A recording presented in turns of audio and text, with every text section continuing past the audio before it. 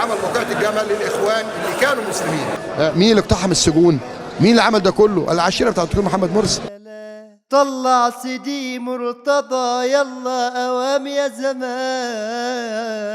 لا لا لا لا لا لا كان رايه ايه يا ترى؟ كان رايه ايه يا ترى في الشرطة والاخوان؟ جماعة الإخوان المسلمين فصيل وطني اليوم تاريخ مشرف ضد الإنجليز وضد في الحرب ال56. أنا معاك.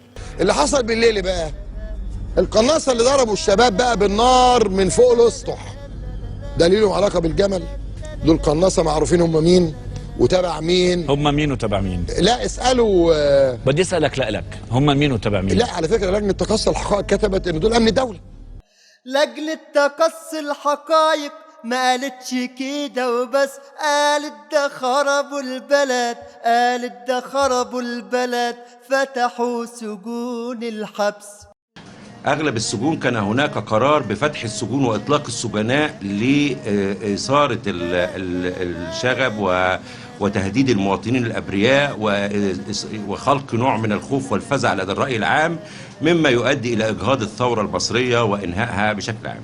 لكن بفضل الله والثورة يا مصري ثبتت في وش طغاة في قبل وفي بحري، والفضل للثوار والفضل للأحرار والفضل للإخوان زي ما قال بكري. شهادة للتاريخ أن الإخوان المسلمين تصدوا في هذا الوقت وقاتلوا قتال الأبطال دفاعا عن ميدان التحرير، وزحف الجيوش منهم وكانوا يتصدون وكأنهم في حرب ضروس، وكل منهم يريد أن ينال الشهادة. حبيب العدلي ارتكب جريمة في حق هذا البلد تصل إلى حد الخيانة العظمى. برضو دي لو سمحت يا شيخ خلينا نتكلم. اتفضل. ليه؟ اتفضل. اللي يهد النظام ويهد مصر ويطلق علينا البلطجية. يا جماعة البلطجية تربوا في زمن حبيب العدلي. بعد ما عدى سنين وشاي معاه ياسمين، البكر طلع اتهمهم وقال ده تجار دين، هم اللي فتحوا السجون، هم اللي فتحوا السجون وقتلوا الميادين. وأول من يجب أن يحاكموا بهذا الاتهام، اتهام قتل المتظاهرين، هم جماعة الإخوان، ويجب تحريك القضية لأننا نريد للرأي العام أن يعرف القاتل الحقيقي الآن قبل الغد. نفاق عمري ما شفته لو حتى في السيما، والله ما راضد عليك، والله ما راضد عليك غير صاحبك أبو هيبة. يا سلام.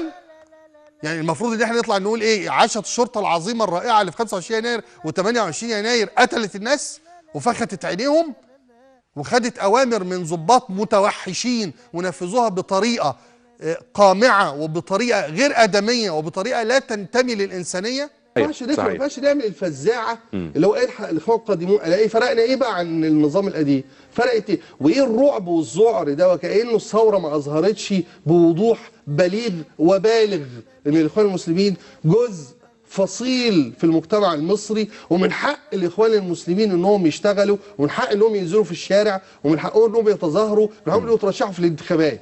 عملنا الانتخابات والسيسي جه دسها، والخونة جابوا الحقيقة قلبوها على راسها، نسوا كلامهم زمان عالثورة والإخوان، لكن أنا ما نسيت وجاي أفكرها. يعني أنا أعلم أنه موقعة الجمل التي حارب فيها كما يقال هم جماعة الإخوان المسلمين، وحموا الشباب من عمليات الضرب العشوائي والتصويب والقنص وإلى غير ذلك من الأمور. وأميل إلى تأكيد ما هو مشهود له بالضرورة من أن شباب الإخوان شاركوا مع شباب آخرين بدور بارز ومرموق في حماية موقعة الجمل وفي حماية ميدان كويس الكلام ده يا استاذ ثاني. الاخوان كانوا جزء من الناس اللي موجودين في ميدان التحرير، وقفوا قدام البلطجيه، فضلوا نايمين في اماكنهم، فضلوا متمسكين باماكنهم، كان ليهم دور عظيم وعبقري. لو انه الجيش كان عارف ان الاخوان هم اللي قتلوا المتظاهرين، الف علامه استفهام. طب الجهات السياديه الاخرى لما هي كانت عارفه ده، واحد ما قالتش للناس ليه؟ 2 تعاملت معاه بايجابيه ليه؟ ده كان بيعاز منها ولا تواطؤ؟ كان التواطؤ يا منى مع شلة الإجرام، قضاه وشرطة وعسكر ومعاهم الإعلام، زي ما بان كذبهم في الشرفاء والإخوان. دلوقتي أوضح لكم من ولع اللسان وهرب المساجين ودبح البطران. اللي هو محمد البطران رئيس مباحث قطاع السجون، تم اغتياله في سجن القطة طريق المناشي بالقليوبية، ولما اتضرب بالنار من برج المراقبة المساجين هي اللي شالته مع السواق بتاعه ونقلوه لعربيته علشان ينقلوه لمستشفى القناطر الخيرية علشان يتم إنقاذه. وكان عصبي جدا ومتضايق ويقول لي العدلي حرق البلد، العدلي حرق البلد. لجنه تقصي الحقائق قالت ان السجون مفتوحه من جوه وان الشرطه اللي فتحتها. تمام سيادتك؟ هو تم تحقيق في الموضوع في لجنه تقصي الحقائق في بدء الثوره. هو كان عايز ناس مجرمين محترفين يطلعوا يكسروا البلد باللي فيها، وهو ده اللي حصل فعلا. يعني انت كانت لكم اوامر بالاخلاء وانت بتعتقد ان الوزير نفسه، وحاولنا ما ننفذهاش باي طريقه من الطرق، ما امكنش. كلمت عدلي بيه فايد على التليفون، اؤمر عدلي بيه. قال لي يا عمرو يا ابني انا اخوك الكبير. قلت له يا فندم انت سعادتك استاذنا امرني. قال لي انا خايف عليك يا ابني، اسمع كلام محسن بيه واطلع بره وسيبه هو يتصرف. قلت له يا فندم كل ما حد يكلمني يقول لي خليك بره خليك بره، للمره الثانيه بكررها لحضرتك، انا مش هسيب مكاني ومفيش مسجون هيهرب من سجن المنيا.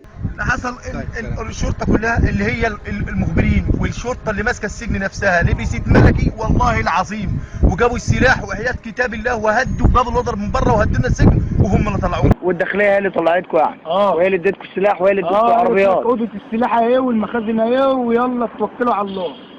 ادتكم السلاح وقالت لكم مخازن الذخيره فين كمان؟ ليه يعني ايه السبب؟ عشان نطلع بقى ندب ونسرق. صفار ولا ظهر. كل واحد على بيته على بيته. المخابرات العامه بره اطلع روح على بيتك على بيتك.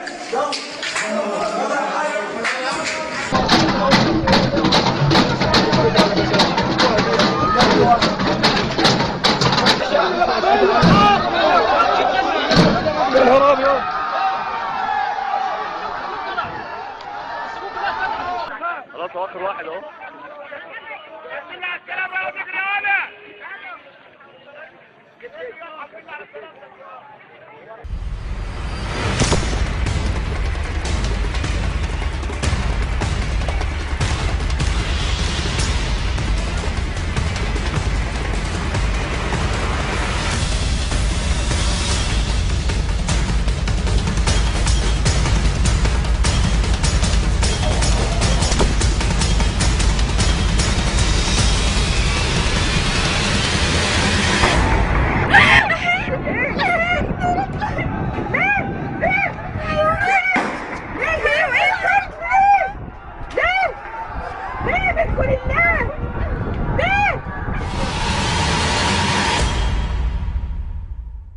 اعمل لايك وشير طيرها زي الطير، وادعولي اني اشوفكم وادعولي اني اشوفكم دايما على خير.